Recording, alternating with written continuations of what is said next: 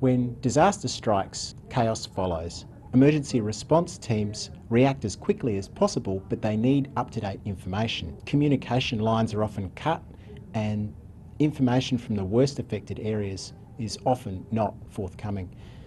The Sichuan earthquake just prior to the Beijing Olympics in 2008 is an example of where spatial information was used to help. Researchers at the School of Surveying and Spatial Information Systems were able to access images from the Japanese ALOS satellites. They were able to process these images using in-house sophisticated software and their own algorithms to produce products that were then used and published onto the school's website.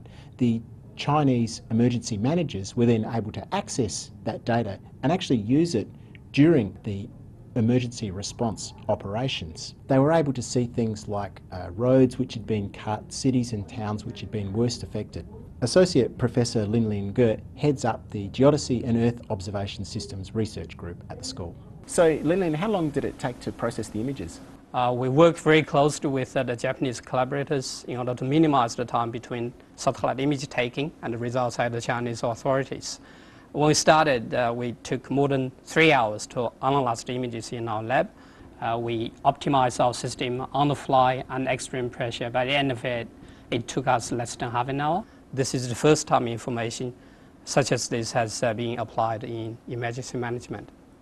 Closer to home, the 2009 devastating bushfires in Victoria redefined our thinking about the intensity and speed of bushfires. Spatial information technology was also used in the emergency response. Linlin, can you tell me what your team did in response to the 2009 bushfires in Victoria? I knew the Chinese launched 2 satellites in 2008 dedicated to disaster mitigation. I talked to the Chinese ambassador to Australia. Several Chinese ministries responded quickly. One image was taken on the second day of the bushfire. We monitored the event for more than a month, and the information was used by the Country Fire Authority in the emergency management.